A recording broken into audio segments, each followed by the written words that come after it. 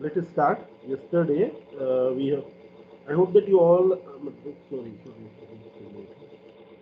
એટલે બધાને લિંક મળી ગઈ છે ને, તો જેને મળી છે ને તો જોઈન કરી છે. તો there are lots of group in my mobile. એ ખબર પણ નથી પડતી કઈ કયો ક્લાસનું કયું ગ્રુપ છે. ઓકે, એટલે ખબર નથી પડતી. But see I hope that all of you have join. Okay, ટેલિગ્રામમાં તો બધાએ જોઈ જ લીધું હશે. 54 student have seen. But see so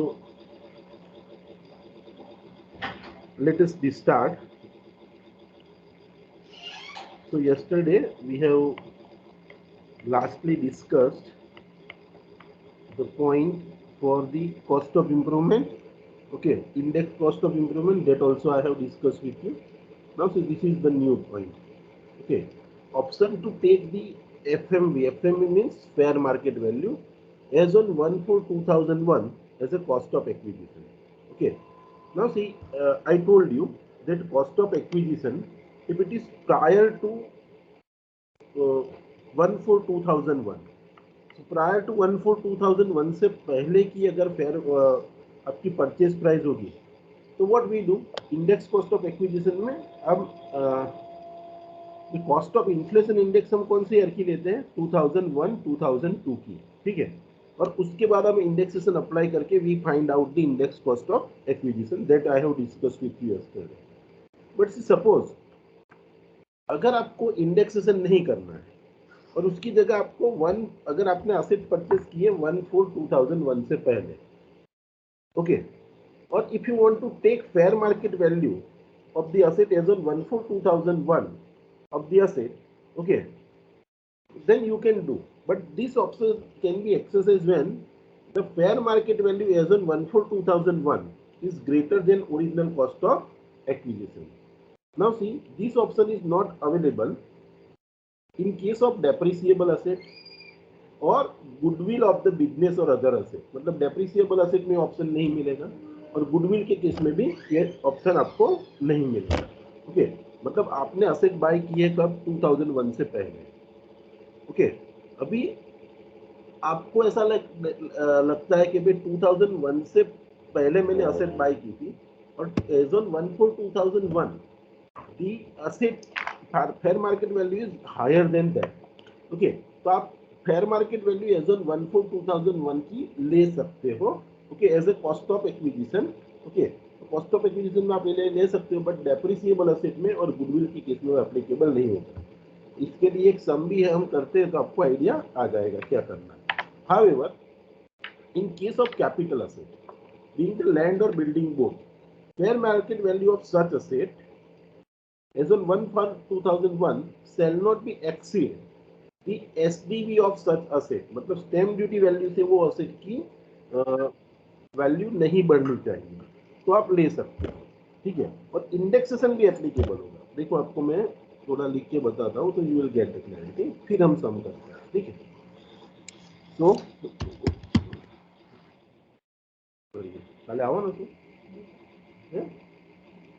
આવું તો કાલે તો શું જોઈએ, એટલે આવું જ હશે, આવર જવર રહેશે. જો એટલે ખાલી જોઈ છે ઓફિસ એવું આવું થાય છે, મને અસલ જોઈ છે, કામ થાય તમારું, મને સાંજે કંપની જાય. હા, આવજો ને તો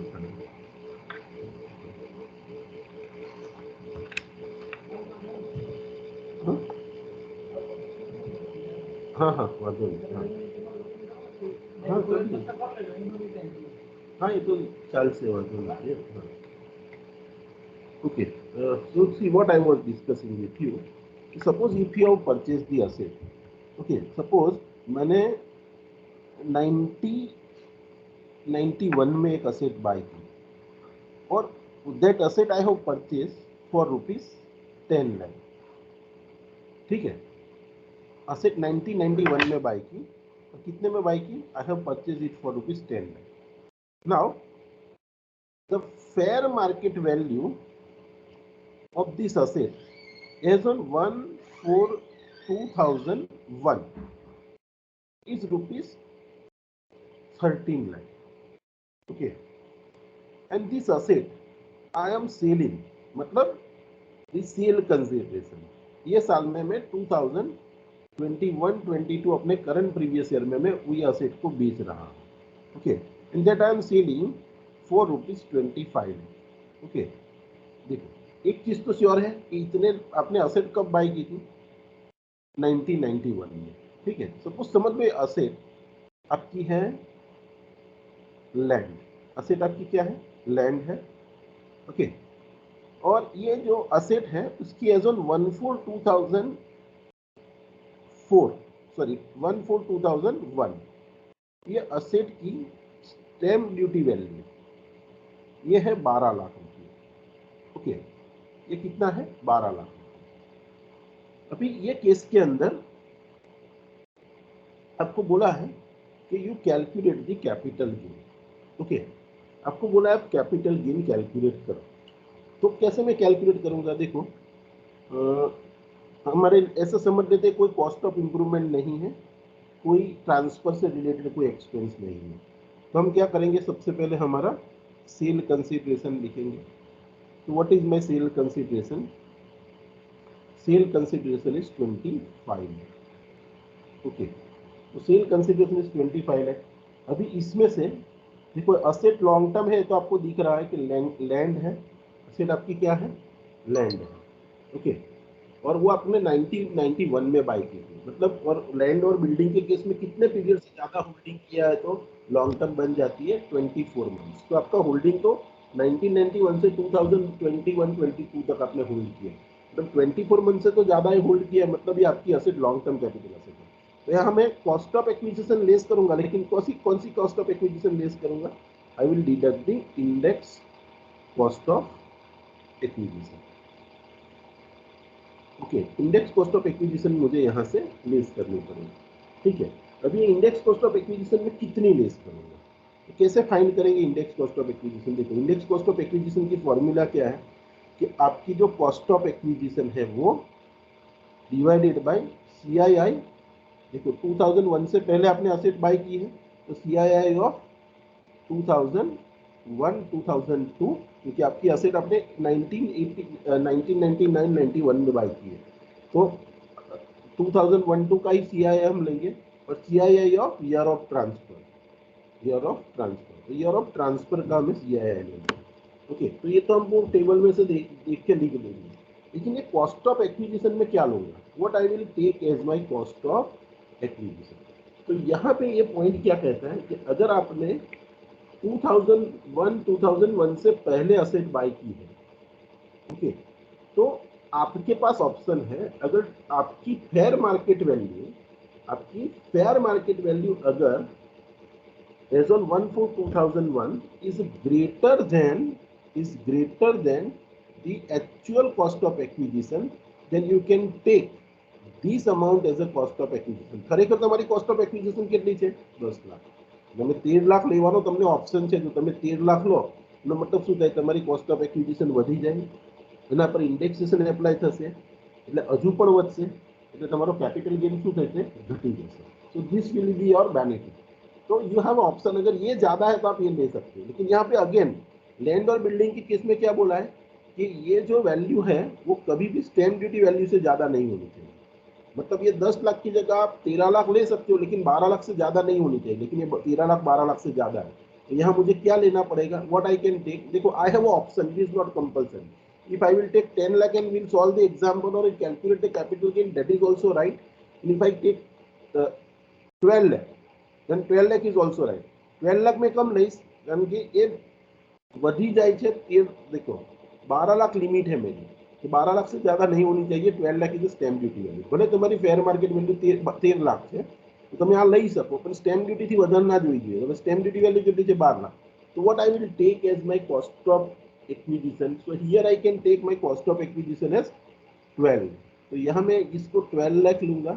ओके, देखो CII of year of acquisition तो 1991 का है, तो वो तो नहीं है, तो मैं यहाँ करंट ईयर का मतलब 2001-2 का CII हम लेंगे, दैट इज 100, और करंट ईयर का कितना है 317, तो मैं यहाँ पे ये 317 अप्लाई करूंगा, तो मल्टीप्लाई बाय 317 करेंगे। ओके, तो ऐसा करने से 317 whatever value I will derive, that will be my index cost of acquisition. Okay, तो कितना आता है देखो, ये 12 lakh, okay, divided by 100 multiply by 317. Okay, so my value is 3804000. देखो, तो मेरी वैल्यू इतनी आ रही है, तो यहाँ तो मैंने ये असेट कितने में बेची है, सिर्फ 25 लाख में, तो यहाँ पे मुझे कैपिटल गेन नहीं होगा, there will be a capital loss. ठीक है, अगर इसमें से मैं 25 लाख लेस कर देता हूँ, तो मैं I will have 1,30,000, sorry 1,1,380, okay, 13 lakh 04 1,30,400, and this will be a negative figure. So this will be a capital loss. હવે તમે જો પ્રાઇમા ફેસી देखो, તો અહીંયા તમને શું દેખાય કે ભાઈ મેં 10 લાખની અસેટ છે, 25 લાખમાં વેચી, તો 15 લાખનો ગેઇન થયો. અને અહીંયા તમે બે બેનિફિટ ઉઠાવ્યા. કયા બે બેનિફિટ? એક તો આની ફેર માર્કેટ વેલ્યુ લીધી તમે, અને બીજું इंडेक्सेशन પણ अप्लाई करनी. तो ये दो करने से ये आपका वैल्यू है जो कॉस्ट ऑफ एक्विजिशन बढ़ गया और ये कम हो गया, तो you will have a loss, you don't have to pay the tax on this. Okay, तो ऐसे बेनिफिट आपको मिलता है. ओके, तो यू कैन टेक. तो यहाँ पे वही बोला है, देखो 3 पॉइंट यहाँ पे बोला है कि option to take the fair market value as on 1/4/2001. Okay, तो देखो if the capital asset is acquired before 1/4/2001, अगर आपने असेट कब बाय की, 1/4/2001 से पहले, तो असेसी के पास ऑप्शन है, कंपलसरी नहीं है, उसके पास ऑप्शन है, he can take the fair market value as on 1/4/2001 as a cost of asset. लेकिन ये ऑप्शन कब एक्सरसाइज कर सकता है? and the fair market value as on 1/4/2001 is greater than original cost of acquisition. देखो मेरी original cost of acquisition 10 lakh है, लेकिन ये 13 लाख ज्यादा है, तो मैं ले सकता हूँ. लेकिन लैंड के केस में दूसरा एक लिमिटेशन क्या लिख दिया, देखो, हाउएवर अगर land or building capital asset है, तो यहाँ पे आपको क्या देखना है कि उसकी स्टैम्प ड्यूटी वैल्यू से वो वैल्यू नहीं बढ़नी चाहिए. स्टैम्प ड्यूटी वैल्यू से अगर ये वैल्यू फेयर मार्केट वैल्यू बढ़ जाता है, तो आपको स्टैम्प ड्यूटी वैल्यू को ही क्या लेना है, you are suppose to take the stamp duty value as your cost of acquisition. Okay, ये 3 पॉइंट आपको समझ में आया. देखो इसके बेस पे एक सम दिया गया है, यही अमेंडमेंट के बेस पे. ठीक है, देखो during the year 2021-22 mister Ramesh sells following asset. देखो उसने एक लैंड बेची 50 लाख रुपए में, ठीक है, और दूसरा गोल्ड बेचा 15 लाख रुपए में, और डिबेंचर जो लिस्टेड है वो बेचे उसने 3,50,000. ठीक है, तो देखो ये लॉन्ग टर्म है या शॉर्ट टर्म है, वो पहले हमें डिसाइड करना पड़ेगा. दूसरा हमें क्या डिसाइड करना पड़ेगा कि भाई उसकी मैं कॉस्ट ऑफ एक्विजिशन क्या दूंगा, वो डिसाइड करना पड़ेगा. तो चलो पहले हम एक एक करके देखते हैं. पहले लैंड का केस लिख देते हैं, फिर गोल्ड का देखते हैं, फिर डिवेंचर का देखते हैं. तीनों साथ में नहीं देख पाएंगे. तो लैंड का देखते हैं. देखो लैंड को आपने कितने में बेचा, 50 लाख में, तो आपकी फुल वैल्यू ऑफ कंसिडरेशन कितना हो गया, 50 लाख.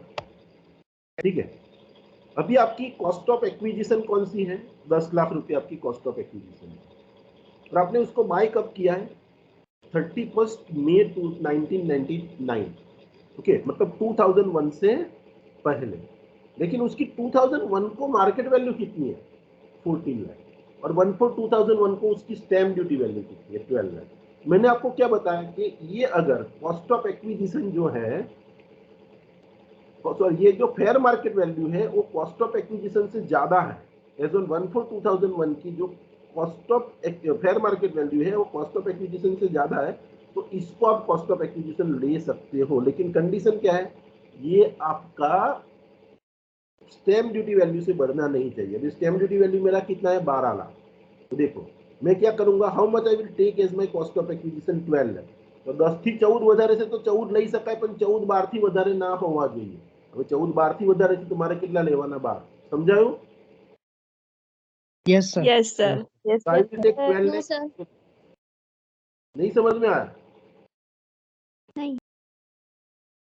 ये प्रोविजन पढ़ाया है, ये समझ में नहीं आया, ये सम कराया आपको मैंने, ये समझ में आया आपको? ये यही था ना, ये हाँ यही था ना, ये वाला, यस, यहाँ पे ही था ना, ये शायद कहीं कट गया है. ठीक है, छोड़ो। आपको क्या करना है, अगर आपकी स्टैम्प ड्यूटी देखो, आपको पहले देखना है कि मैंने असेट कब बाइक परचेज की थी। आपने असेट को परचेज किया था 1999 को। ओके, मतलब आपको कॉस्ट ऑफ एक्विजिशन में क्या ले सकते हो आप, तो 1999 में मैंने असेट बाय की थी। ओके, देखो 1999 में मैंने असेट बाय की थी, कितने में, 10 लाख। तो ये मेरी ओरिजिनल कॉस्ट ऑफ एक्विजिशन हुई। भी इसकी fair market value as on 1/4/2001 कितनी है, ओके भाई 14 लाख है। तो देखो मेरे पास ऑप्शन है कि मुझे फेयर मार्केट वैल्यू या तो फिर ओरिजिनल कॉस्ट ऑफ एक्विजिशन, दोनों में से जो हायर है, डेट आई, मतलब अगर ये हायर है, ये हायर है, तो I can take this amount as my cost of acquisition.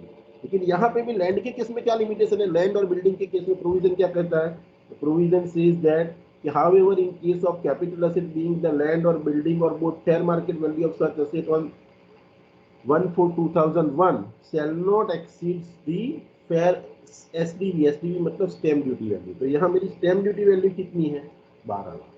तो यहाँ पे कहने का मतलब क्या है, देखो अगर ये फेयर मार्केट वैल्यू आपके कॉस्ट ऑफ एक्विजिशन से ज्यादा है, तो आप फेयर मार्केट वैल्यू को आप कॉस्ट ऑफ एक्विजिशन ले सकते हो बाकी सभी असेट में।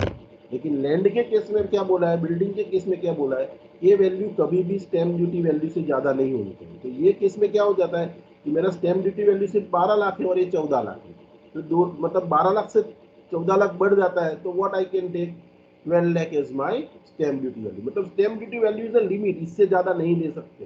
तो 14 लाख है तो 14 में नहीं लूंगा, ये मेरी लिमिट है, तो यहाँ 12 लाख है, तो I will take 12 lakh as my cost of acquisition. अभी समझ में आया आपको, hello, Yes, sir. Okay yes yes sir. Okay. तो यहाँ 10 लाख और ये 14 लाख, दोनों में से हायर 14 लाख है, 14 लाख ले सकता हूँ। लेकिन ये असेट मेरी कौन सी है, लैंड है, उसमें स्टैम्प ड्यूटी वैल्यू से फेयर मार्केट वैल्यू नहीं बढ़नी चाहिए, यहाँ बढ़ जाती है, इसीलिए स्टैम्प ड्यूटी वैल्यू को ही मैं अपनी कॉस्ट ऑफ एक्विजिशन बनाऊंगा। तो मैंने 12 लाख ले लिया, ठीक है। अभी ये 12 लाख ले लिया, लेकिन देखो ये असेट कैसी है, मैंने कब परचेस की थी, 1999 में। और लैंड के केस में असेट लॉन्ग टर्म कब बन जाती है, 24 महीने से ज़्यादा होल्ड किया तो लॉन्ग टर्म बन जाएगी। तो यहाँ मेरी असेट 24 मंथ से ज़्यादा है तो लॉन्ग टर्म, मतलब यहाँ मुझे index cost of acquisition less करना पड़ेगा, तो मुझे इंडेक्सेशन अप्लाई करना पड़ेगा। तो देखो यहाँ पे वही अभी थोड़ी देर पहले मैंने गिना था, 12 लाख है, उसको क्या करूँगा मैं, 100 से डिवाइड करूंगा और 317 से मल्टीप्लाई करूंगा। 100 और ये क्या है समझ में आ गया, 100 इज ये CII ऑफ 2001 और करंट ईयर की आपकी CII कितनी है, 317। ओके, तो ये अपनी ये फॉर्मूला अप्लाई करके मैं इंडेक्स कॉस्ट ऑफ एक्विजिशन लगाऊंगा यहाँ पे, तो लगाया मैंने, तो ये मुझे वैल्यू मिली 38,04,000।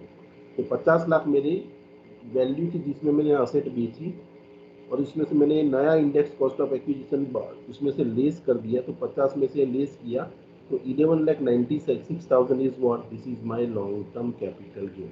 ये पूरा लैंड वाला केस समझ में आ गया आपको, Yes, sir. Yes okay. Sir. अभी हम गोल्ड का केस लेते हैं। अभी आप देखो आपने गोल्ड कितने में बेचा, 15 लाख में, उसका कॉस्ट ऑफ एक्विजिशन क्या है, 5 लाख रुपए।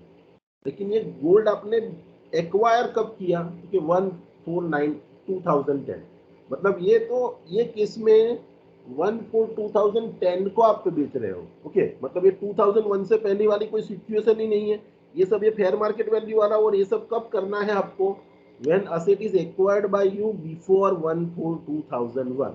लेकिन ये केस में आप असेट को एक्वायर ही आपने कब किया है, 1/4/2010।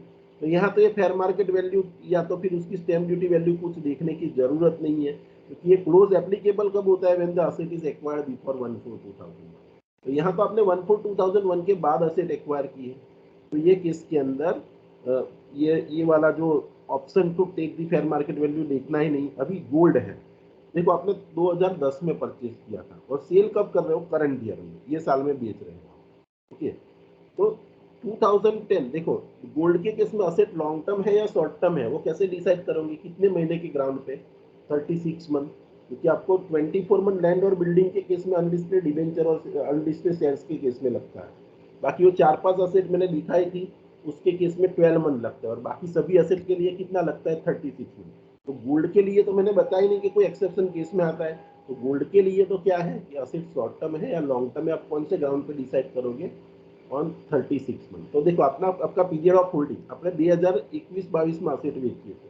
Okay, so we are selling the asset in the year 2001 to sorry 21-22 and it was purchase in 2010। तो 36 महीने से तो ज्यादा होल्ड किया असेट लॉन्ग टर्म। ओके, ये ऑप्शन एप्लीकेबल नहीं होगा, तो आपको सीधा इंडेक्सेशन अप्लाई कर देना है। तो देखो ये फुल वैल्यू ऑफ कंसीडरेशन मैंने ले लिया 15 लाख। ओके, फिर मेरा कॉस्ट ऑफ एक्विजिशन कितना है, तो कॉस्ट ऑफ एक्विजिशन इज ₹5 है, तो ये मैंने 5 लाख ये ले लिए। अभी मुझे क्या करना है, क्योंकि 2010 की जो मेरी इंडेक्स कॉस्ट ऑफ एक्विजिशन है उससे मुझे डिवाइड करना है और मेरी करंट ईयर की जो इंडेक्स है उससे मल्टीप्लाई करना है as per this formula which I have teach you. कि ये फॉर्मूला कॉस्ट ऑफ एक्विजिशन में ले लूंगा if CII of the year in which the asset is first held by assessee, मतलब कौन सी ईयर में परचेज की थी, तो 2010 में। ओके, आपको बोला है 2010 में, तो 2010 जो है ओके इट वाज 1/4/2012। 1/4/2012 कौन से प्रीवियस ईयर में आता है 10-11। और 10-11 का आपका सीआईआई कितना है, देखो 10-11 का आपका सीआईआई है 167। तो आप क्या करोगे 167 से 129 क्यों लिया इसमें,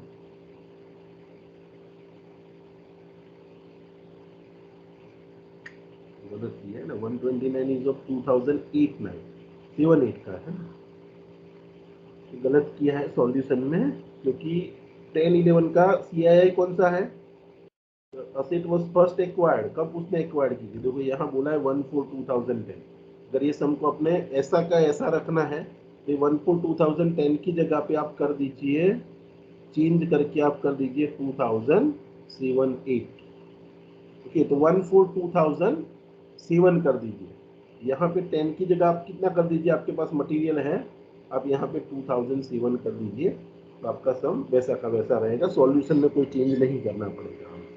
तो देखो, तो हम ये 2007 समझते हैं, 2001-4-2007 है, तो 1/4/2007 का सीआईआई कितना है 129। तो मैं 129 यहाँ से ले लूँगा, तो 129 से मैं डिवाइड करूँगा और 317 जो मेरे करंट ईयर का सीआईआई है ये, इससे मैं मल्टीप्लाई करूँगा, इससे मैं ये जो फिगर है इससे मैं मल्टीप्लाई करूँगा।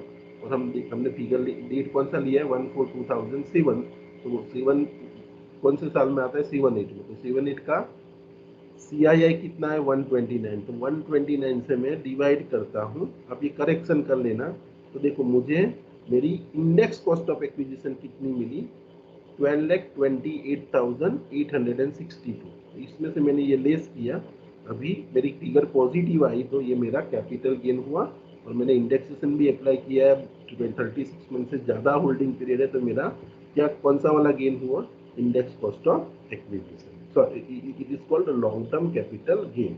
ओके, नाउ हम देखते हैं डिबेंचर वाला। देखो डिबेंचर लिस्टेड है, अगर लिस्टेड डिबेंचर है ओके, तो मैंने आपको बताया सभी लिस्टेड असेट में आपको क्या करना है, in case of all listed asset you are suppose to take whether asset is a short term और लॉन्ग टर्म, ये डिसाइड करना है शॉर्ट टर्म और लॉन्ग टर्म।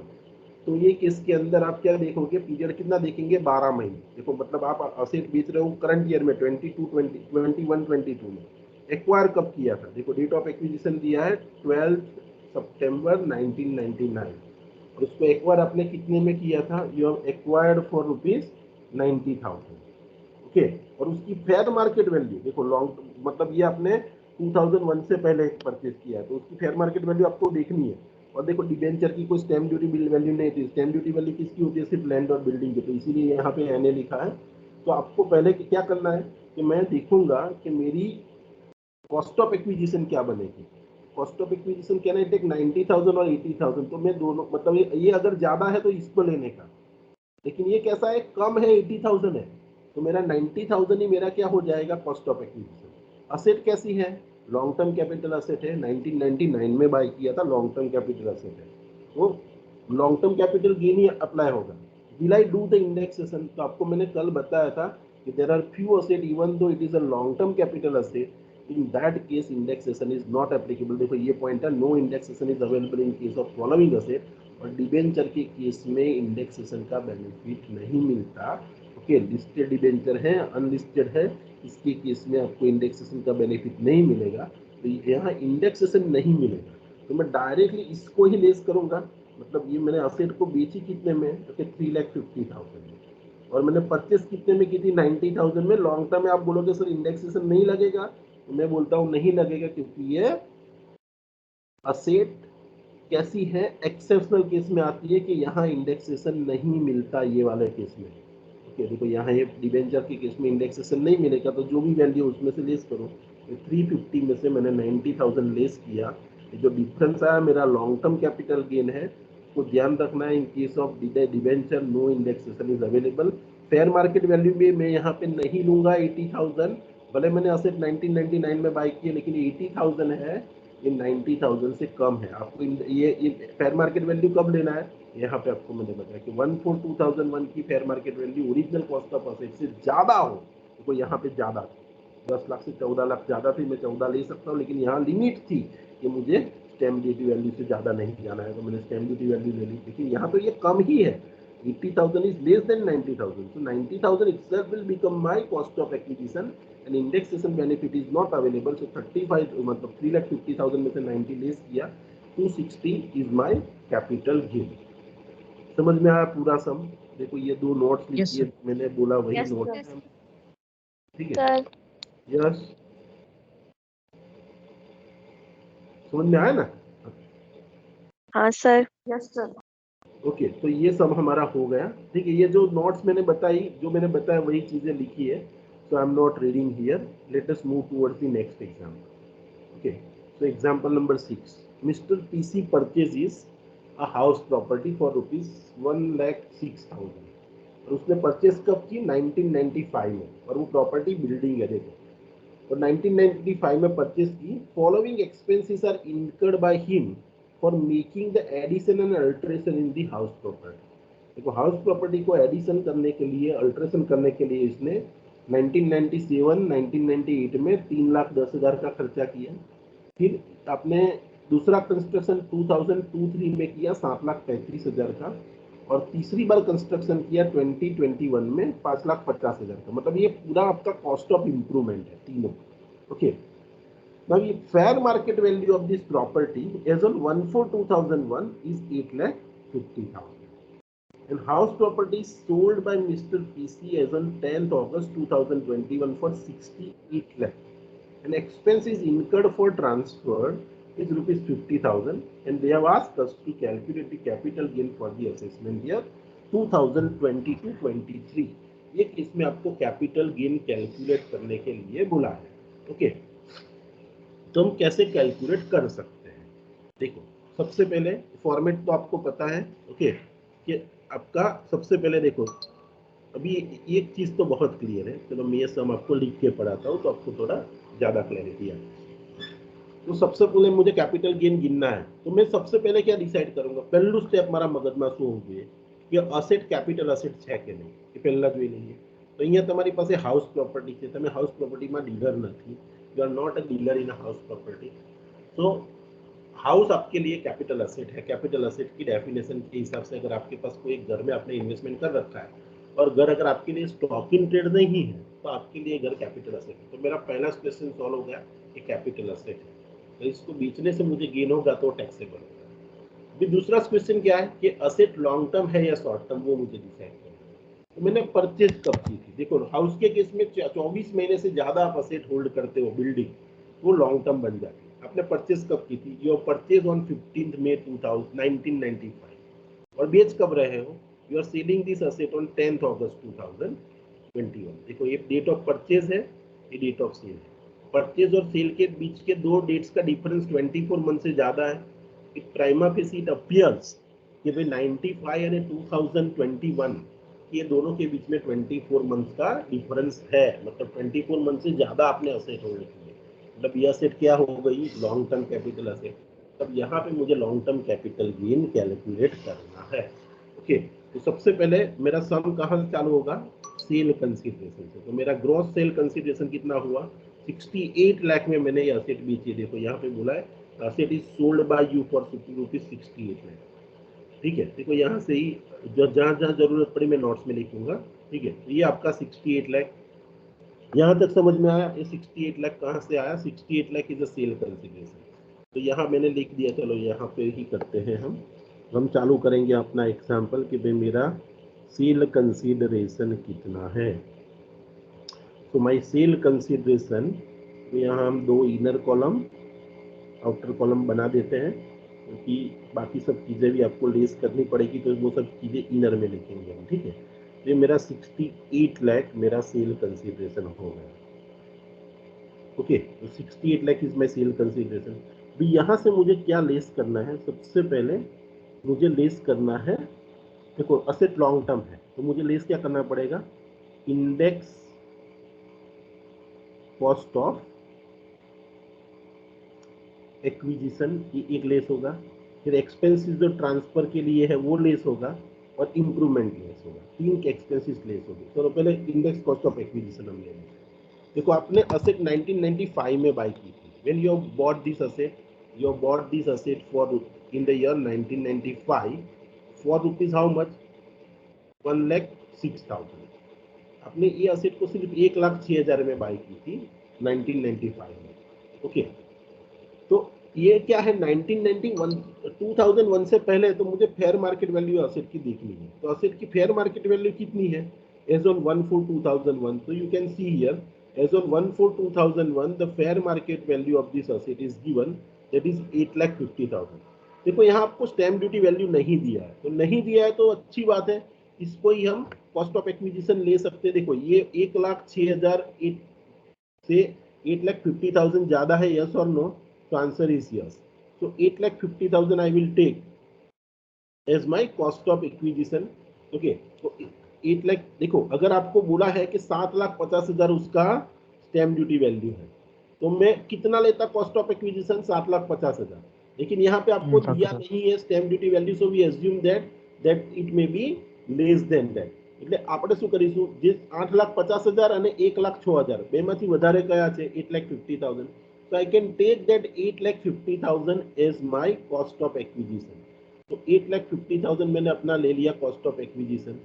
उसको मैं डिवाइड करूंगा। देखो ये 2001 से पहले मैंने असेट बाय की है, तो 2001 2002 का मैं इंडेक्स कॉस्ट ऑफ एक्विजिशन लूंगा। वो कितना है? हर बार 100 ही रहेगा as per this table that you know, that you have seen many times. Okay, so यहाँ पे 2001-2 का सीआईआई कितना है? तो आपने असेट 1995 में बाय किया, आपके पास 95 का सीआईआई है ही नहीं।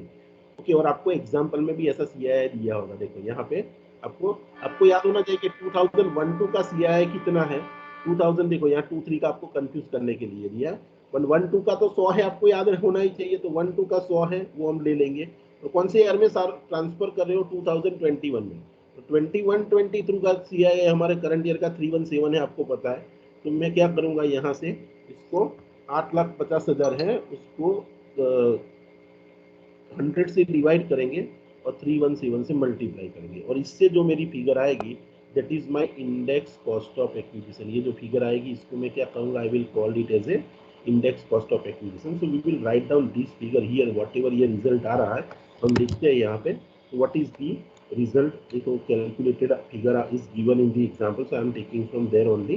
तो देखो इंडेक्स कॉस्ट ऑफ एक्विजिशन अपने 8,50,000 लिया, 317 से मल्टीप्लाई किया, 100 से डिवाइड किया, so that is how much?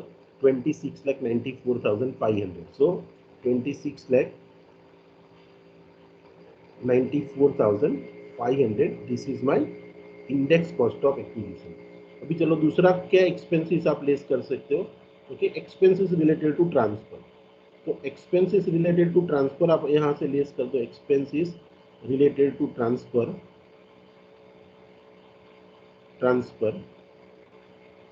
that you deduct, so that is given in the example, you can see। चलो मैं इनर कॉलम का यूज नहीं किया, आप इनर कॉलम का यूज करना जब एग्जाम में करो तो। मैं डायरेक्ट यहाँ अलग पेन से अलग कलर करके साइड पे लिखा दिया है मैंने। तो देखो आपको index cost, sorry cost of इसके एक्सपेंसेस आपको दिए हैं सब में। देखो expenses incurred for transfer is rupees 50,000। 50,000 दिया है तो हमें 50,000 डायरेक्टली, उसमें तो ये कुछ इंडेक्सेशन करना नहीं है। ओके, सो सिर्फ कॉस्ट ऑफ इम्प्रूवमेंट और कॉस्ट ऑफ एक्विजिशन में ही आपको इंडेक्सेशन अप्लाई करना है। तो यहाँ पे आप देख सकते हो कि 50,000 मेरा क्या हो गया, 50,000 is my sorry cost of expense, sorry cost of transfer. तो transfer expenses related to transfer मैंने लेस किया। अभी देखो ये असेट को आपने खरीदने के बाद काफी सारे खर्चे करके आपने इंप्रूव भी किया है, तो आप यहाँ से लेस करोगे index cost of improvement. Index cost of improvement, क्योंकि लॉन्ग टर्म असेट है तो इंडेक्सेशन लगेगा ही लगेगा। ओके, लॉन्ग टर्म में तो इंडेक्सेशन लगेगा ही लगेगा, तो हम इंडेक्सेशन भी लगा के देखेंगे। देखो आपने 3 बार खर्चा किया है, you can C in the example कि आपने खर्चा एक 1997 1998 में किया। देखो आपको मैंने कल पढ़ाया था कि अगर 2001-2 से पहले कोई भी खर्चा किया है आपको लेना नहीं है। ओके, देखो यहाँ पे आप सॉल्यूशन में, यहाँ पे आपको मैंने बताया था index cost of improvement, index sorry cost of improvement के अंदर यहाँ पे लिखा है। देखो यहाँ पे इन केस ऑफ, देखो कौन सा कॉस्ट ऑफ इम्प्रूवमेंट हमें कंसीडर करना है, यहाँ पे आप देख सकते हो, यहाँ पे क्लियरली लिखा हुआ है cost of index sorry improvement considered only if it is incurred on और आफ्टर 1/4/2001। એટલે અહીંયા તમે કોસ્ટ ઓફ ઇમ્પ્રુવમેન્ટ નો ખર્ચો તમે કર્યો છે, ધીસ એક્સપેન્સ एज ऑन 1997 1998, मतलब 2001 से पहले किया तो ये खर्चा तो लेस ही नहीं होगा, ये लेस नहीं होगा, यहाँ नील ले लेना है, कारण कि 2001 से पहले का खर्चा है, इसको हम लेस नहीं करेंगे। तो ये खर्चा देखो कंस्ट्रक्शन ऑफ फर्स्ट फ्लोर आपने किया 1997 1998 में, इसको इग्नोर करो because it is incurred before 1/4/2001, तो ये खर्चा आपको लेस नहीं करना है, ये खर्चा लेस नहीं होगा, ये हम लेस नहीं करते हैं। ठीक है, अभी दूसरा, तो आपका जो पहला ये 19 आपने इंडेक्स कॉस्ट ऑफ इम्प्रूवमेंट में ये 1997 1998 में आपने जो खर्चा किया है उसकी जगह में नील ले लेता हूँ। I hope that you have understood what is the logic for taking the nil, because this expense was incurred before the 1/4/2001। Okay, इसीलिए ये एक्सपेंस का आपको डिडक्शन नहीं मिलेगा।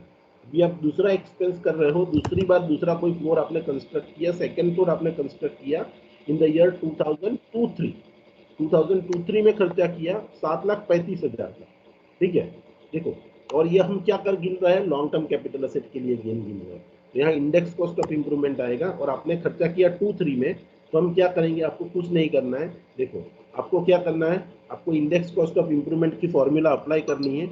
ये 7,35,000 है, उसके अंदर आपने खर्चा कौन से ईयर में किया है, 2002-3, 2002-3 की जो CII है उससे डिवाइड करो और करंट ईयर की CII से मल्टीप्लाई करो। करंट ईयर की CII है तो आपको पता है 317, और ये 23 की CII आप देख सकते हो टेबल में, 23 की CII आपको दिया है, 23 की CII 105 है, और ये सम के अंदर भी नीचे दिया हुआ है, देखो 2023 की CII 105 आपको दिया हुआ है सम में।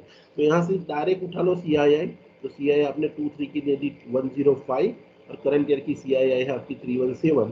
तो करंट ईयर की CII से क्या करते हैं, हम मल्टीप्लाई करते हैं और द ईयर ऑफ इम्प्रूवमेंट की CII से डिवाइड करते हैं। तो मेरा ये जो 7,35,000 का इम्प्रूवमेंट का इंडेक्सेशन के बाद का खर्चा कितना आया, 22,19,000। तो ये मैं 22 लाख, ये 2002-3 के बाद का जो 2002-3 में मैंने जो दूसरा फ्लोर बनाया और उसका खर्चा मैंने इंडेक्सेशन को अप्लाई करके कितना कर दिया, 22,19,000। तो ये 22,19,000 हम यहाँ से लेस करेंगे।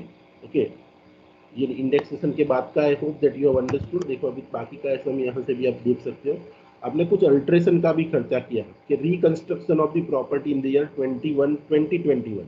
2021 में भी आपने कुछ इंप्रूवमेंट किया है। देखो लॉन्ग टर्म असेट है, सभी केस में आपको इंडेक्सेशन अप्लाई करना है।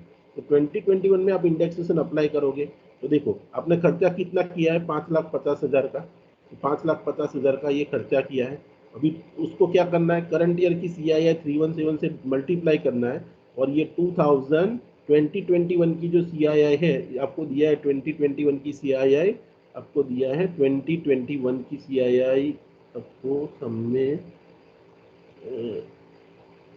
दिया है, नहीं दिया है सब में, यहाँ नहीं दिया है, हम उसमें से वो टेबल में से देख लेते हैं। ठीक है, 2021 का CII आपका कितना है, 301, ये रहा 01। 301। तो 301 से हम क्या करेंगे, उसको डिवाइड करेंगे। तो 317 से मल्टीप्लाई किया, 301 से हमने डिवाइड किया। ऐसा करने से मुझे फिगर मिली है 5,79,236। देखो असेट मैंने बेची 6,80,000 में, फिर मैंने expenses related to transfer 50,000 less कर दिया। फिर आपका जो इंडेक्स कॉस्ट ऑफ एक्विजिशन था वो आपने लेस किया फाइंड करके। इंडेक्स कॉस्ट ऑफ इम्प्रूवमेंट आपने लेस कर दिया। अभी ये मतलब ये दोनों का टोटल यहाँ बाहर आ गया। आपने ये फिगर यहाँ पे लिखी, ठीक है, इसका और इसका टोटल यहाँ लिखा। और ये आपने 68 लाख में से ये पहले 50,000 लेस किया, कितना बचा 67,50,000 और इसमें से आपने ये दो चीज़ें लेस की। उसके बाद जो आपका जो फाइनल फिगर बचा, तो मेरे हिसाब से करो तो भी आपको यहीं पे भी ये जो अमाउंट आता है, वो जो भी अमाउंट आए वो लेस करोगे, फाइनली आपके पास जो फिगर आएगा that is a long term capital gain. वही सॉल्यूशन में से हम देख लेते हैं। देखो आपका कैपिटल गेन कितना है, 12,57,264। आई hope that you have understood both of this example. Long term capital, okay. तो पूरा सिंपल सा है, कुछ है नहीं। तो थोड़े रूल आपको याद रखने पड़ेंगे, पैम्पलेट पढ़ोगे, लेक्चर दूसरी बार रिकॉर्डिंग पढ़ोगे, एक बार हो जाएगा आपका, ठीक है। Now see, capital gain, the next point of discussion is capital gain arise in case of depreciable asset. ये पॉइंट आपके लिए नया नहीं है, मैंने आपको पीजीबीपी में पढ़ाया है। तो ये तो बहुत सिंपल सा पॉइंट है, आपने पढ़ा हुआ ही है, इसको पढ़ने की भी जरूरत नहीं है। फिर भी चलो एक बार देख लेते हैं इसको।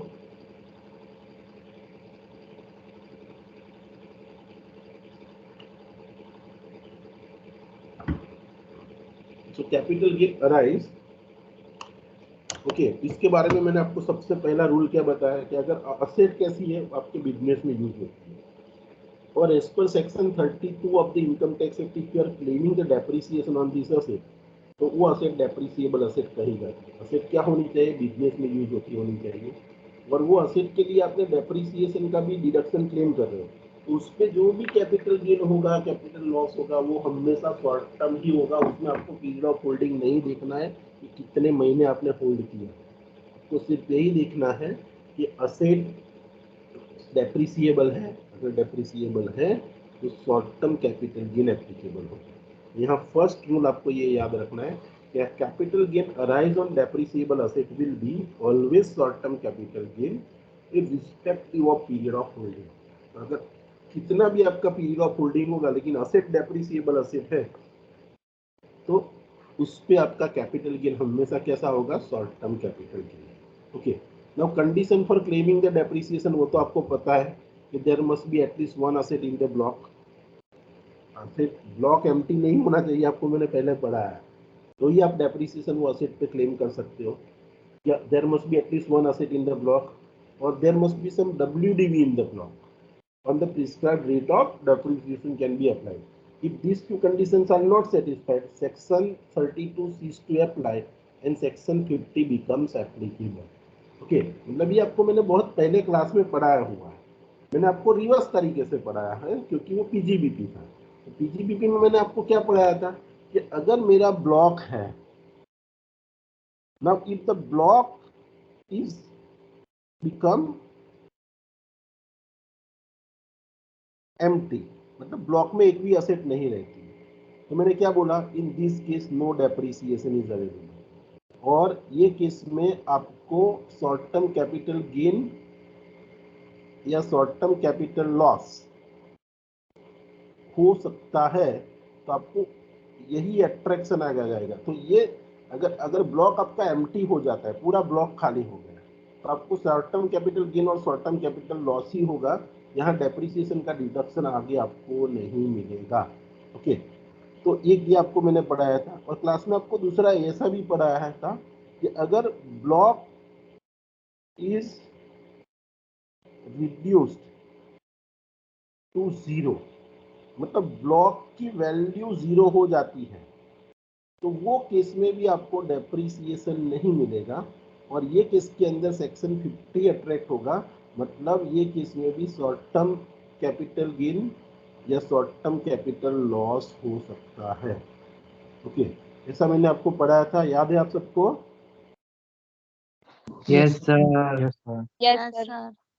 ओके, तो you know it very well that when the asset, a block is become empty or block is reduced to zero, then no depreciation is available. अभी ये पॉइंट यहाँ पे जो लिखा है उसको पॉजिटिवली लिखा है कि डेप्रिसिएशन क्लेम करना है तो ब्लॉक खाली नहीं होना चाहिए, मतलब ब्लॉक में एटलीस्ट एक असेट होनी चाहिए तो ही डेप्रिसिएशन मिलता है, या तो फिर डेप्रिसिएशन क्लेम करने के लिए there must be some WDV in the block, then and then the depreciation is applicable. अगर if any of these conditions are not satisfied, section 32 cease to apply, मतलब ये केस में मैंने बताया था आपको कि अगर ऐसा हो जाता है तो अभी डेप्रिसिएशन नहीं मिलेगा, इसका मतलब क्या हुआ 32 एप्लीकेबल नहीं होगा और सेक्शन 50 विल गेट अट्रैक्टेड, मतलब शॉर्ट टर्म या लॉन्ग टर्म कैपिटल गेन होगा। तो आपको मैं वही सम जो आपको क्लास में कराए थे ऐसे सम दो तरीके से आपको समझा देता हूँ, फिर तो आपको याद आ जाए कि ब्लॉक एम्प्टी कब बोलते हैं। सपोज समझ लो कि मेरे पास मेरे तीन असेट है ब्लॉक में, ए बी और सी, तीन असेट, तीन मशीनरी है, सपोज तीन बिल्डिंग है मेरे ब्लॉक में।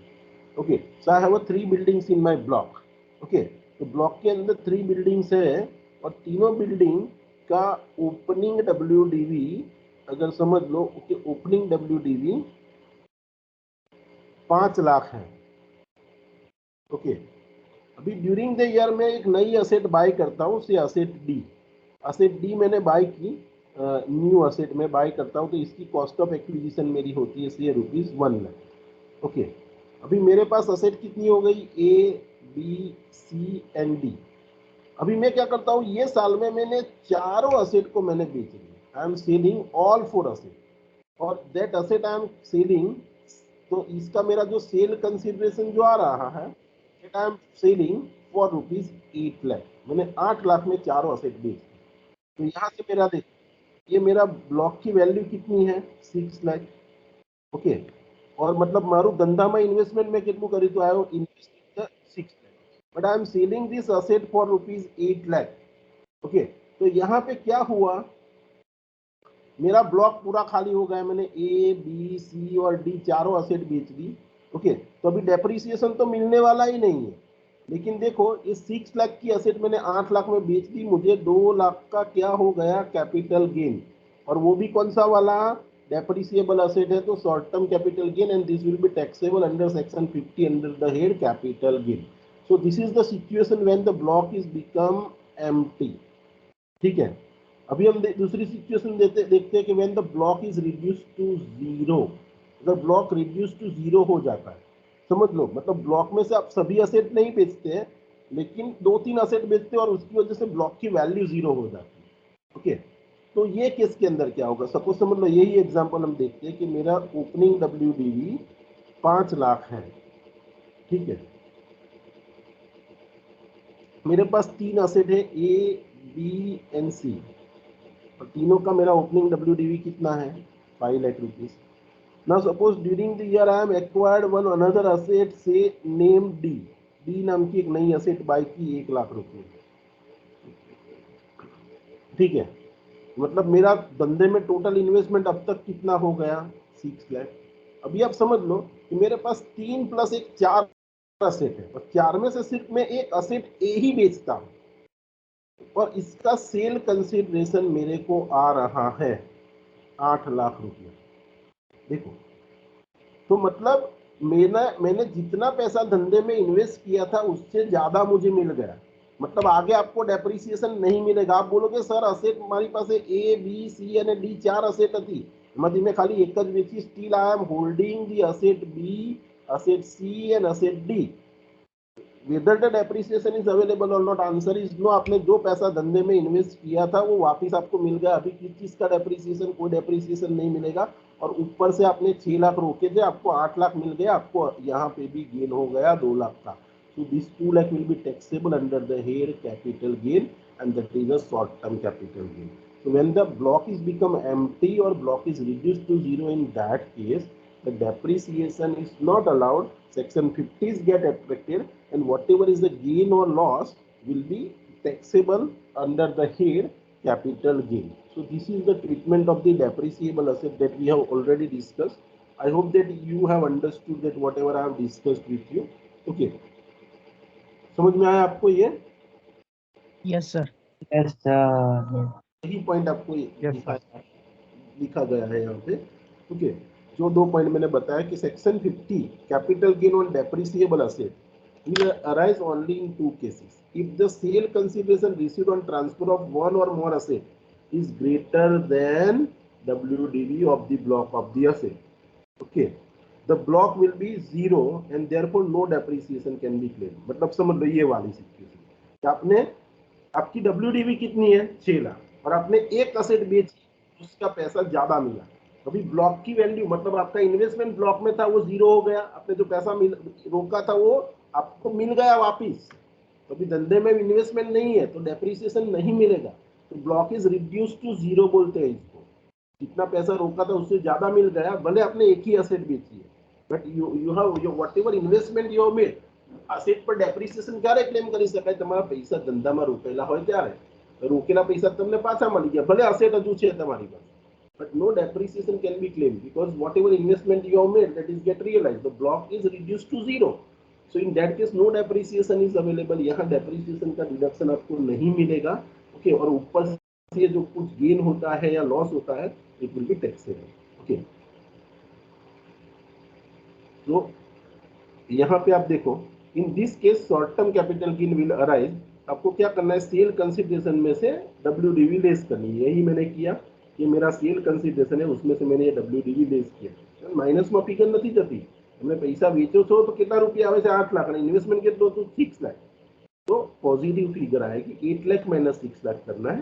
तो ये आपको गेन हुआ है, 8 लाख रोके थे 6 लाख रोके थे 8 लाख मिले, 2 lakh is your gain and it will be taxable. Okay, or if all the asset in the block are sold, so block is become empty, thus no depreciation can be claimed even if the WDV left in the block. Okay, यहाँ तो WDV बचता ही नहीं है जो मैंने example दिया। Okay, ये suppose समझ लो आपने 6 लाख धंधे में रोके थे लेकिन सब असेट बेच दिया आपने, A B C और D चारों बेच दिए, तो आपको आपने इन्वेस्ट किया था 6 लाख और चारों असेट बेच के आपको 8 लाख मिल गया। ठीक है, तो ये जो 8 लाख मिल गया that is a gain and will be taxable. और सपोज समझ लो 8 लाख की जगह मुझे यहाँ पे 4 लाख 4 लाख की सपोज समझ लो, एक 4 लाख में मैंने असेट बेच दी, A B C and D चारों असेट मैंने 4 लाख में बेच दी, तो ये केस में क्या होगा? तो यहाँ पे देखो मैंने चारों असेट में इन्वेस्टमेंट कितना किया था 6 लाख। ओके, और मैंने चारों असेट को 4 लाख में बेच दी, मतलब I am having a 2 lakh rupees short term capital loss. Short term capital loss होगा मुझे 2 लाख रुपए का। ओके, और can I claim the depreciation? Answer is no. 4 asset मैंने धंधा में लाया तो 4 असेट बेची गया, असेट नहीं रही तो सानो डेप्रिसिएशन, तो लॉस भी हो सकता है। यहाँ पे तो 6 लाख 8 लाख में बेचा है तो आपको प्रॉफिट होगा, तो that will be taxable under the head capital gain. ठीक है, नाउ सी यही चीजें आपको बताई गई है कि इफ दी SC मतलब cell consideration of all the asset in the block is less than block of the asset, then there will be a short term capital loss। तो यहाँ मैंने आपको यही बताया कि अगर शॉर्ट टर्म के 4 लाख, अगर चारों असेट बेचने की वजह से मुझे 4 लाख मिला, तो मेरा इन्वेस्टमेंट कितना था 6 लाख, मेरी WDV कितनी थी 6 लाख, तो यहाँ पर मुझे कैपिटल लॉस होगा। Same thing is mention here. Okay, तो शॉर्ट टर्म कैपिटल लॉस कैसे होगा? तो sale consideration of all asset minus WDV of capital loss करोगे तो you will get the short term capital loss. Okay, now देखो however in case where the goodwill of the business or profession forms a part of the block for the asset for the assessment year 2020-21 and depreciation then thereon has been obtained by the assessee under the act, the WDV of the block of asset and short-term capital gain would be determined in the prescribed manner। देखो मतलब ये पूरा point आप cancel कर दीजिए। अभी prescribe manner क्या है उसके डिटेल में हमें नहीं जाना। ये बोलते हैं कि गुडविल के केस के अंदर ये वाली मेथड एप्लीकेबल नहीं होती, दूसरी कोई मेथड है उससे आपको कैपिटल गेन और लॉस कैलकुलेट करना है, उसमें हम डिटेल में नहीं जाते, इसको आप कैंसिल कर दीजिए। अमेंडमेंट आप नहीं देख रहे हैं, आपको सिर्फ अदर डेप्रिसिएबल एसेट के वाला केस देखना है। तो यहाँ इसका एक एग्जाम्पल है कि Singhanian company is a sole proprietor. Okay, Singhanian company क्या है? ये सोल प्रोप्राइटर है। ठीक है, पुट देखो own 6 machine and put use in the business on in the March 2021. तो मार्च 2021 में आपने 6 असेट लाए, 6 मशीन लाए, and it is put to use. Okay, now the rate of the depreciation is 15%. उसका रेट ऑफ डेप्रिसिएशन क्या है? तो 15%. And WDV of this machine as on 1st April 2021 was WDV of machine as on 2020 was 8,50,000. 3 old machines were sold. Okay, आपने 3 machine sold कर दिए for 11 lakh. Okay, and second hand plant was bought for rupees 8,50,000 on the November 2021. You are required to calculate, or you are required to determine the depreciation for the assessment year 2020 to 23. You are supposed to calculate the capital gain for the assessment year 20 to 23. अगर आपको ऐसा बोला है कि if 3 machines are sold in the June 21 for rupees 21 lakh, whether any difference in above working. देखो,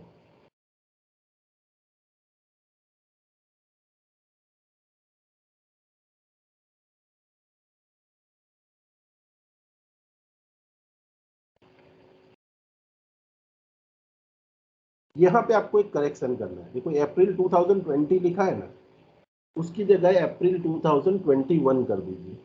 अप्रैल 2021 कर दीजिए. ठीक है, अब आपके पास प्रिंट आउट हो कि उसके अंदर 2021 कर लीजिए. ओके, मतलब आपका 1 अप्रैल 2021 को, देखो आपने मार्च 2021 में कुछ मशीन बाय किए, मतलब वो लास्ट प्रीवियस ईयर होगा. मार्च 2021 मतलब प्रीवियस ईयर 2020-21. हमारा प्रीवियस ईयर कब चालू होता है? 1/4/2021. तो 1/4/2021 को मेरे पास 6 मशीनें, 6 की ओपनिंग WDV क्या थी? तो ओपनिंग WDV वाज 8,50,000. सो हम डेप्रिसिएशन का सम आप जानते हो कैसे करते हैं. ओपनिंग WDV मैंने ये ले ली 8,50,000. So I will start to calculate the example with the opening WDV. अभी during the year if I have purchase the new asset, I will add the purchase cost. तो देखो, the old machines were sold, वो बात अलग है, हम बाद में देखते हैं. लेकिन नया परचेज क्या किया है? तो 8,50,000 में आपने नवंबर 2021 में आपने ये असेट बाय की है. दूसरी 8,50,000, 8,50,000 में. So you by the new asset for rupees 8,50,000. तो आपने नया परचेज है, तो ओपनिंग WDV प्लस परचेज हम करेंगे. तो ये 8,50,000 मैंने इसमें ऐड कर दिया. मतलब मेरा, और देखो इसमें से हम क्या करेंगे, अगर asset sold during the previous year है तो हम उसमें से लेस करेंगे. तो 3 old machines were sold as on 10th June 2021 for rupees 11 lakh. देखो 11 लाख में आप ये 6 में से 3 मशीन बेच रहे हो. तो 6 में से आप 3 मशीन बेच रहे हो. ओके, तो old machinery you are selling for rupees 11 lakh. Okay, तो देखो यहाँ पे आपका WDV एज ऑन, मतलब देखो यहाँ ना तो ब्लॉक एम्प्टी हुआ है, ना तो यहाँ पे ब्लॉक एम्प्टी हुआ है. हमारी पास 6 मशीन હતા, એમાંથી હું કેટલા મશીન વેચું છું? 3. હવે મારી પાસે ઓપનિંગ WDV ગણું, ઓપનિંગ WDV પ્લસ પરચેસ કરું, मतलब 8,50,000 प्लस 8,50,000 करूं तो कितना आता है? 17 लाख. और 17 लाख में से मतलब मैंने सिर्फ 11 लाख में ही 3 मशीन बेचे हैं. ओके, मतलब मेरा ब्लॉक ना तो एम्प्टी होता है, ना तो रिड्यूस टू 0 होता है. मतलब एज ऑन लास्ट डे मेरे पास मशीन भी है मेरे पास, और मेरे पास उसकी WDV भी है 11 लाख.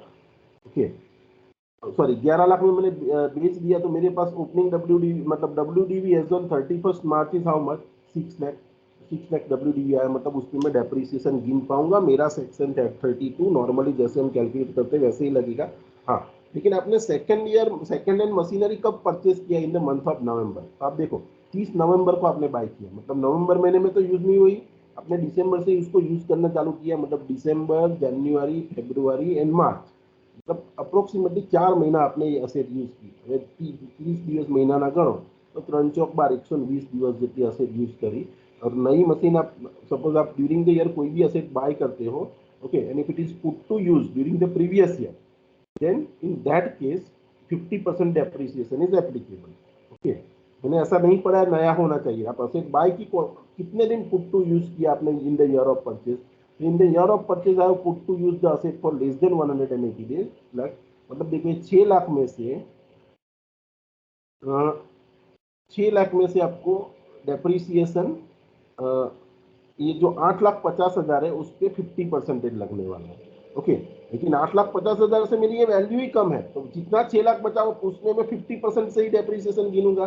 समझो हमारी असेट की वैल्यू कितनी होती है, क्लोजिंग डब्ल्यूडीवी मेरा कितना है 6 लाख, ठीक है, और मैंने 8,50,000 की कोई मशीनरी बाय की थी और जिसको मैंने पुट टू यूज किया है लेस देन 180 डेज। ओके, मतलब 8,50,000 पर हमारे हाफ रेट की डेप्रिसिएशन कवर, पर हमारी डब्ल्यूडीवी छिल्ले कितनी होती थी 6 लाख रुपए, पूरा 6 लाख पर मैं कितना depreciation Ganesh, I will calculate eight half rate. कोई ऐसा मत बोलना समझ में नहीं आया, क्योंकि इसके मैंने बहुत सारे सम्स आपको करवाए, एग्जाम में भी पूछे ना, આપણે કરેલો સમ છે એવો જ સમ છે, કશું નવું નથી આમાં। ઓકે, तो ये 6 लाख की असेट है जिसपे हाफ रेट लगेगा। ओके, क्योंकि it is put to use for less than 180 days. Normal rate કેટલો છે 15%, તેના પર આપણે 7.5% डेप्रिसिएशन ગણીશું तो 6 લાખના 7.5% गिनेंगे, तो ये 6 लाख का 7.5% करते हैं हम, तो depreciation for this year will be how much, 45,000। कैसे आया 45,000, समझ में आया?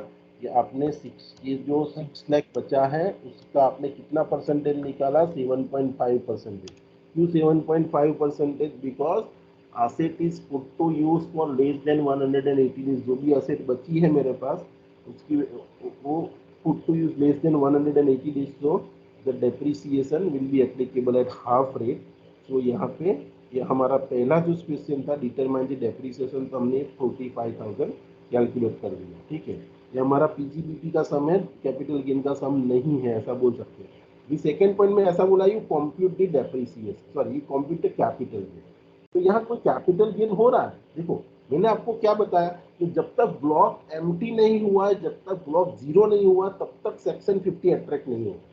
सेक्शन 50 तभी अट्रैक्ट होता है when block is reduce to zero और ब्लॉक इज बिकम एम्प्टी। હજુ તમારા બ્લોકમાં 3 અસેટ વધે પણ છે ને છેલ્લે ડબ્લ્યુડીવી પણ છે, અહીંયા ડેપ્રિસિએશન નહીં મળે। देखो section 50 on the capital gain on depreciable asset is applicable only in the following circumstances: when the one or more asset in the block are sold for the consideration more than the value in the block। હવે suppose મારા બ્લોકની અંદર value કેટલી હતી 17 lakh, 8,50,000 plus 8,50,000 17 lakh का, और इसको मैंने बेचा कितने में 11 लाख में, मेरे पास 6 लाख डब्ल्यूडीवी बचती है। मतलब मैंने ऐसा कुछ नहीं किया है कि 17 लाख से ज्यादा वैल्यू में कोई असेट बेची, ऐसा नहीं किया। मतलब still there is a WDV in the block. Okay, अगर ब्लॉक की सपोज ये असेट मैंने 20 लाख में बेच दी होती तो क्या होता था, मेरा ब्लॉक रिड्यूस टू जीरो हो जाता, तो मुझे कैपिटल गेन आता और यहाँ डेप्रिसिएशन जीरो आता। ओके, लेकिन यहाँ पे क्या हुआ है, you are having a value in the block and the depreciation is calculated by us, तो block is not reduce to zero. और देखो ब्लॉक में अभी 3 असेट है, when the all the asset are transferred, अभी आपके पास तो 3 असेट है, तो डेप्रिसिएशन ही मिलेगा, कैपिटल गेन नहीं अराइज होगा।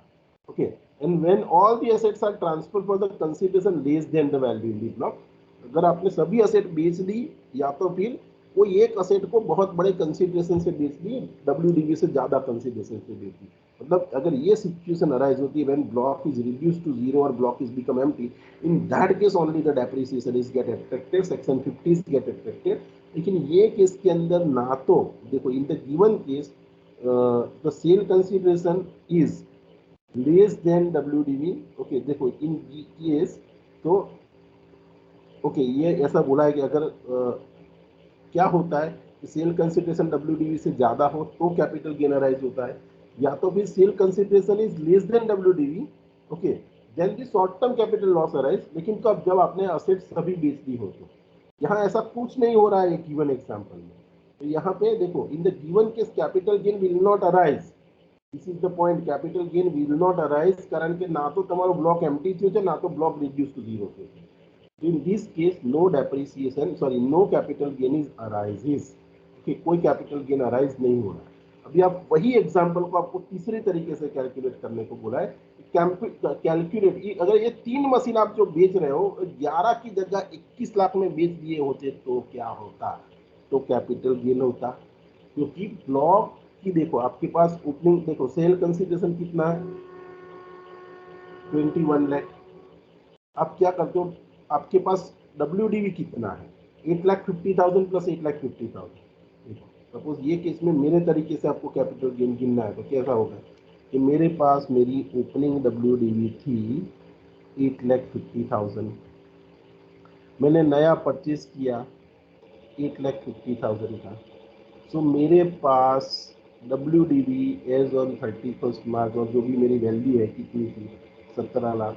मतलब मेरे पास 6 मशीन थे, एक नया मशीन बाई किया, टोटल 7 मशीन हो गए। दूसरे कितने मशीन बाई करते हैं, तो न्यू मशीन कितने बाई किए आपने, purchase the second hand machinery कितने से, second hand plant is brought, मतलब एक नया मशीन बाई करते हो। आपके पास 6 मशीन थे और एक के 7वां मशीन बाई किया, मतलब आपके पास 7 असेट थी। 7 में से अगर आपने कितनी मशीन बेच रहे हो, you are selling the 3 machine, and that 3 machine you are selling for rupees how much. तो बिजनेस में इन्वेस्ट कितना किया था, 17 लाख, और आपको पैसे वापस कितने मिल गए, 21 लाख। अभी डेप्रीसिएशन मिलेगा, देखो आपका ब्लॉक का वैल्यू क्या हो गया। अभी मैंने आपको PGBP में पढ़ाया था कि कभी भी कैपिटल एसेट की वैल्यू जीरो माइनस में नहीं दिखते, तो यहाँ पे मेरा ब्लॉक क्या हो गया, जीरो हो गया, block is reduce to zero. तो यहाँ मुझे डेप्रीसिएशन मिलेगा, क्योंकि डेप्रीसिएशन नहीं मिलेगा। और तो कैपिटल गेन या कैपिटल लॉस होगा, तो आंसर इज यस। तो भाई मेरे को सेल कंसिडरेशन कितना मिला, तो कि 21 लाख, और मेरी WDV कितनी थी, तो कि 17 लाख। तो 17 में से 21 हम लेस करेंगे, तो ये जो डिफरेंस आता है 4 लाख का, ये 4 लाख मेरे लिए क्या हो गया। देखो यहाँ कुछ इंडेक्सेशन कुछ अप्लाई नहीं करना है, क्योंकि आपकी asset short term depreciable asset है, तो जो भी गेन होगा that will be your short term capital gain. तो यहाँ पे आपको शॉर्ट टर्म कैपिटल गेन होगा, you can C in this answer, आपको 4 लाख का शॉर्ट टर्म कैपिटल गेन हो रहा है, क्योंकि block is reduce to zero. देखो if 3 machines are sold for 21 lakh, capital gain हो रहा है, ओपनिंग WDV प्लस एडिशन से आपका सेल कंसिडरेशन ज्यादा है, तो ये केस में आपको short term capital gain arise होगा। ओके, तो how to determine the short term capital gain in case of depreciable asset, that point I have discussed with you with the help of provision and 2 examples. I hope that you all have understood this. समझ में आया आप सबको? Yes, sir. Okay. Now the next point of discussion is the exemptions from the capital gain. Okay. देखो exemption from the capital gain क्या है कि आपको कैपिटल गेन कब एग्जम्प्ट होगा। ओके, मैंने आपको कल बताया था कि when the capital gain is taxable. तो आपको देखो यही एक एक पॉइंट में आपको 1 बाय 1 पढ़ाते जा रहा हूँ। तो सबसे पहले when the capital gain is taxable, तो capital gain is taxable if there is a capital asset. तो आपने कैपिटल असेट होनी चाहिए, this is the first requirement. तो आपने what is capital asset that you have understood. Now the second point is I have discussed with you that then the capital asset must be transferred. तो आपने that also we have discussed. Third point मैंने आपको बताया कि transfer during the previous year, तो previous year में transfer होता है तो आपको पता है गेन टैक्सेबल होगा। और लास्ट पॉइंट आपको मैंने ऐसा पढ़ाया था कि ये ट्रांसफर पे आपको कोई गेन होना चाहिए। तो गेन कैसे कैलकुलेट करते हैं वो भी आपको मैंने सिखा दिया, लॉन्ग टर्म शॉर्ट टर्म वो सब पढ़ा दिया। लेकिन ये गेन टैक्सेबल कब होगा, तो लास्ट पॉइंट मैंने देखो आपको सबसे पहले the gain should not be exempt. ये गेन एग्जम्प्ट नहीं होगा तो टैक्सेबल होगा, अगर गेन एग्जम्प्ट है तो वो टैक्सेबल नहीं होगा। तो now we have to discuss this last, in which case the capital gain could be exempt. Capital gain exempt कब हो सकता है, कब होगा, तो that we have to discuss. Okay, so see let us discuss in which situation, in which cases the capital gain can be exempt. Capital gain कब exempt होगा, तो ये बहुत अच्छे से समझना। ये पूरा टैक्स प्लानिंग आपकी रियल लाइफ में भी आपको यूजफुल रहेगा। ये पूरा पेज है ना थोड़ा यूजलेस जैसा है, इसको एक बार हम मतलब देख लेते हैं। खरी शुरुआत आपकी यहाँ से होता है, एग्जम्पशन अंडर सेक्शन 54 यहाँ से आपका चालू होगा। लेकिन पहले ये भी समझ लेते हैं। देखो कल आपको मैंने ये चैप्टर पढ़ाना चालू किया तो I have started with this condition, और ये कंडीशन ही मैं एक एक करके आपको पढ़ाते जाऊंगा। There should be a capital asset, तो मैंने कैपिटल असेट किसको कहते हैं वो पढ़ा दिया। There must be a transfer, तो ट्रांसफर किसको कहते हैं वो पढ़ा दिया। Transfer should take place during the previous year, तो ट्रांसफर किसको कहते हैं वो हमने देख लिया। तो प्रॉफिट और गेन ऑन द ट्रांसफर, तो गेन कैसे कैलकुलेट करते हैं वो हमने देख लिया। अभी गेन कब टैक्सेबल होगा, देखो the gain is taxable if such gain is not exempt under section 54 series. Section 54 की पूरी जो सीरीज है अलग अलग सेक्शन की, उसके अंतर्गत अगर गेन एग्जम्प्ट नहीं है तो ही गेन टैक्सेबल होता है। तो एग्जम्पशन मतलब कैपिटल गेन में से कुछ एग्जम्पशंस भी मिलते हैं आप, और उसके बेस पे आप टैक्स प्लानिंग कर सकते हो। ठीक है, तो ये अच्छे से समझना। और देखो ये एग्जम्पशंस है, वो पहले सेक्शन 10 के अंदर भी कुछ एग्जम्पशन मिलते हैं। देखो कैपिटल गेन के एग्जम्पशन दो सेक्शन में मिलते हैं, एक सेक्शन 10 में भी मिलता है और एक सेक्शन 54 में भी मिलता है। और सेक्शन 54 में बहुत सारे सीरीज है पूरी। ओके, तो वो सब एग्जम्पशन भी मिलेंगे आपको, और you will also get some exemption under section 10 also. Okay, so you will get some exemption in section 10 also. Okay,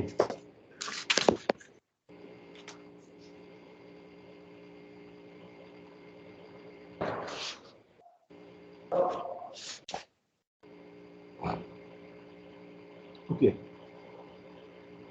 am I audible? Yes, sir. Yes, sir. Yes, sir. Yes, sir. Okay. Yes, sir. Okay, जागो છો ને કે ઊંઘી ગયા? ठीक है। જાગીએ જ છે સર.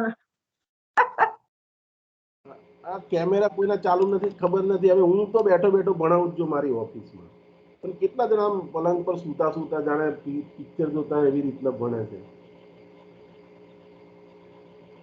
ओहो, डोंट डू दैट। आप भी क्लास में जैसे बेंचेस पे बैठ के पढ़ते हो ऐसे ही पढ़ना। देखो ये 3 4 5 लोग ने तो हाथ ऊंचा कर दिया कि सर हम ऐसा ही करते हैं। ओके, ऐसे मत करिए बेटा, शांति से आप बैठ जाइए। हाँ, मैंने हरी से Sir, तो ચા પીધો? ભાઈ મારે ચા નથી પીવી, હું સવારે જેટલો ચાનો કોટા હોય ને એ પૂરો કરી લઉં છું કોલેજમાં જ। Then after I don't drink a tea, फिर काम ही रहता है पूरे दिन में। ठीक है, तो देखो हरीश ने तो अपना वीडियो भी ऑन कर लिया है, you all can see him.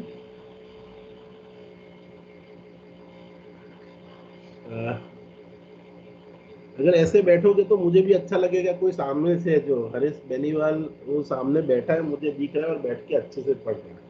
Okay, so if you will keep your video on it will give me a like that I am teaching you in the class. Okay, तो देखो चलो let us come to the point. ठीक है, तो चलो point पे आ जाते हैं। मुझे आपको देखना था कितने लोग अभी बचे हैं क्लास में। Only 83 students are in the class here right now. Now see let us discuss what are the exemptions from the capital gain. The exemption from the capital gain is available under the two categories. One, exemption under section 10. Okay, देखो section 10 के अंदर सभी asset के transfer पे exemption नहीं मिलता, कुछ selected asset 2-3 दी गई है, सिर्फ 2 असेट है। ओके, उसको ट्रांसफर करने पे ही कैपिटल गेन एग्जम्प्ट होता है। तो this exemptions are available on transfer of notified asset and no investment in new capital asset is required to avail the exemption. Okay, तो सेक्शन 10 के अंदर क्या है कि अगर आपने कोई आपका जो असेट है वो असेट नोटिफाइड है।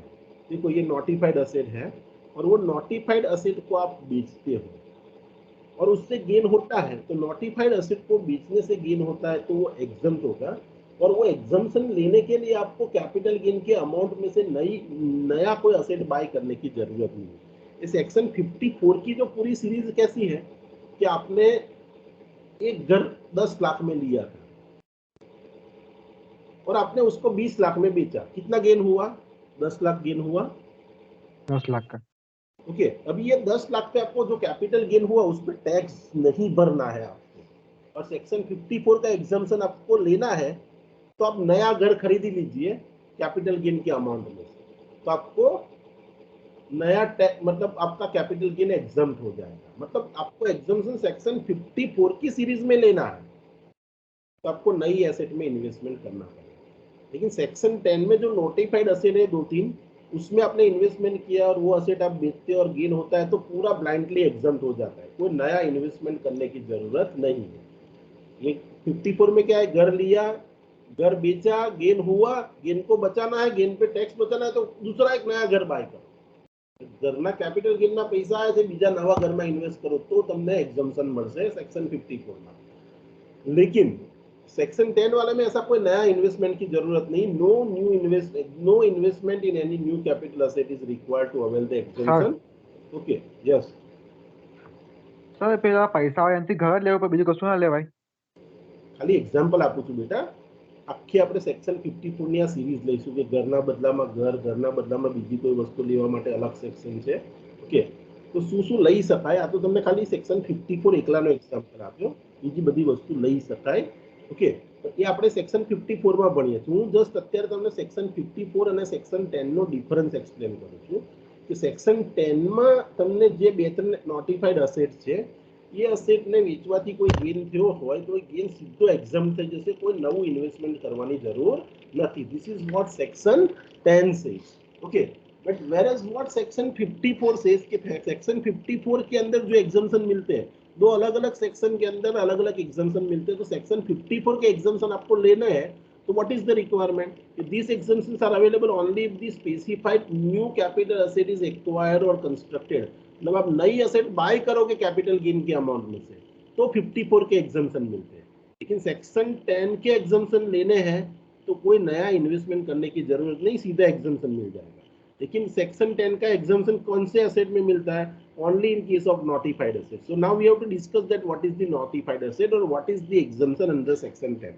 देखो सेक्शन 10 के अंदर सिर्फ दो असेट ऐसी है जिसमें आपको एग्जम्पशन मिलता है, जिसको बेचने से गेन होगा तो गेन टैक्सेबल नहीं होगा। भले गेन हुआ है लेकिन गेन टैक्सेबल नहीं होगा। ऐसी कौन सी दो असेट है और किसके लिए ये एग्जम्पशन अवेलेबल है? तो देखो यहाँ पहला पॉइंट है सेक्शन 10 के अंतर्गत, section 10 subsection 37 what it says कि capital gain arise to the individual और एचयूएफ। मतलब असेसी क्या होना चाहिए, या तो इंडिविजुअल होना चाहिए या एचयूएफ होना चाहिए, और उसका कंपलसरी एक्विजिशन होता है of the urban agriculture land, then it is exempt from tax. मतलब आपके पास अर्बन, देखो रूरल एग्रीकल्चर लैंड है उसको तो हम कैपिटल एसेट ही नहीं कहते, और कैपिटल एसेट नहीं होता और उसको सेल करने से कोई गेन होता है तो टैक्सेबल ही नहीं होगा क्योंकि वो कैपिटल एसेट ही नहीं है। लेकिन अर्बन एग्रीकल्चर लैंड है वो कैपिटल एसेट है और उसको बेचोगे तो कैपिटल गेन होगा और वो टैक्सेबल भी होता है। लेकिन आप बेचते नहीं हो, उसका क्या हो जाता है, कंपलसरी एक्विजिशन, जो आपको रेलवे का एग्जांपल दिया था मैंने, ठीक है। Compulsory acquisition is also transfer. तो अगर कंपलसरी एक्विजिशन आपकी अर्बन लैंड का हो जाता है, ओके, तो उस केस में अगर गेन हुआ तो पूरा एग्जम्प्ट होगा। सपोज मेरी वडोदरा के अंदर पंडिया ब्रिज के पास मेरा एक घर था, सॉरी पंडिया ब्रिज के पास मेरा एक खेत था, ओके। आपको पता है कि पंडिया ब्रिज के पास ये अपना मेट्रो, सॉरी ये बुलेट ट्रेन का कुछ स्टेशन बन रहा है, तो उसके आजू बाजू जिसका खेत है वो गवर्नमेंट ने ले लिया, जिसका जमीन है, जिसका घर है, सब कुछ गवर्नमेंट ने ले लिया। अभी वो खेत मैंने बाय किया था, that agriculture land I have bought for ₹25 lakh, okay, now government has given me 30 lakh rupees, so here you can see I am having a capital gain of approximately 5 lakh rupees। तो ये capital gain taxable होगा या नहीं होगा? तो answer is what, under section 10 subsection 37 if the compulsory acquisition is done by the government of the urban agriculture land, then that gain will be exempt from tax. वो gain आपका exempt हो जाएगा। Same way दूसरा point है, capital gain arise on buyback of the listed और unlisted shares of the domestic company. अगर company buyback करती है, ओके, बायबैक आपको पता है बायबैक की, सपोज कंपनी अपने शेयर मार्केट में से खुद बाय करती है, ओके, उसको बायबैक कहते हैं। तो सपोज मैंने कोई कंपनी में 50,000 रुपए के कुछ शेयर्स लिए थे, और कंपनी बायबैक करती है, अपने आप कंपनी अपने शेयर मार्केट में से बाय करती है और वो बोलती है मैं आपसे शेयर बाय करूंगा हेमंत भाई, आपको 70,000 रुपीज दूंगा। अगर वो शेयर लिस्टेड भी है और अनलिस्टेड भी है। अगर बायबैक के केस के अंदर आपके पास से कंपनी शेयर्स लेती है, मैंने 50,000 इन्वेस्ट किया था, मुझे 70,000 कंपनी वापस दे रही है, ओके, कंपनी ने बायबैक किया है, रिडम्पशन नहीं है, redemption is always taxable, but ये बायबैक करती है कंपनी, अपने शेयर खुद मार्केट में से बाय करती है, that is called buyback situation. हम पढ़ेंगे सेमेस्टर 3-2 में व्हाट इज बायबैक। तो सी बायबैक पे अगर कोई गेन हुआ तो that gain will be also exempt, लेकिन आपको बायबैक पे गेन कब एग्जम्प्ट होगा, when the shares is of domestic company, मतलब इंडियन कंपनी के शेयर है, उस अगर वो लिस्टेड भी है अनलिस्टेड भी है और उसका बायबैक हुआ है और वो बायबैक होने के बाद आपको कुछ गेन हुआ है तो वो गेन हमेशा एग्जम्प्ट होगा, आपको कोई नया इन्वेस्टमेंट करना नहीं है, अपने जो भी इन्वेस्टमेंट किया है दैट विल बी सॉरी जो भी गेन हुआ है on the buyback that will be exempt. Okay, देखो कुछ छोटे छोटे एग्जांपल दिए, let us solve this example so you will get the clarity. Mr. Kumar has a agricultural land costing rupees 6 lakh in the Lucknow. Lucknow is a agriculture, मतलब it is a urban area. Okay, Lucknow का population भी समझ लेते हैं कि 5 लाख 10 लाख से ज्यादा होगा।